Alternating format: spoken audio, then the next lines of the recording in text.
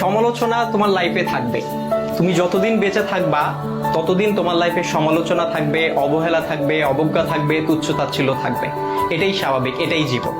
তবে এই যে সমালোচনা, এই যে তুচ্ছ-তাচ্ছিল্যতা, এই যে অবজ্ঞা, এই যে অবহেলা, এই বিষয়গুলোকে খারাপ লাগার দিক হিসেবে নিলে হবে না। এগুলোকে তোমার অনুপ্রেরণা হিসেবে নিতে হবে।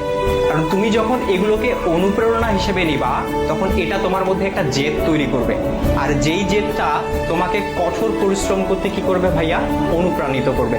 তোমার কঠোর পরিশ্রম করতে গিয়ে তোমার সব ধরনের ক্লান্তিগুলোকে দূর করে দিবে। আর যখন তুমি একবার কঠোর পরিশ্রম করতে শিখে যাবা, তখন স্যাক্রিফাইসের যে বিষয়টা, এই বিষয়টা তোমার মধ্যে অটো চলে আসবে।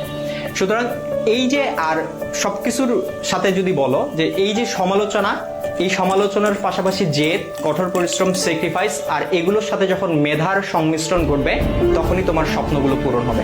সুতরাং সমালোচনাকারীর এই যে সমালোচনা, এই যে অবজ্ঞা, এই যে অবহেলা, এই যে তুচ্ছ-তাচ্ছিল্যতা, এই বিষয়গুলোকে তোমরা কখনো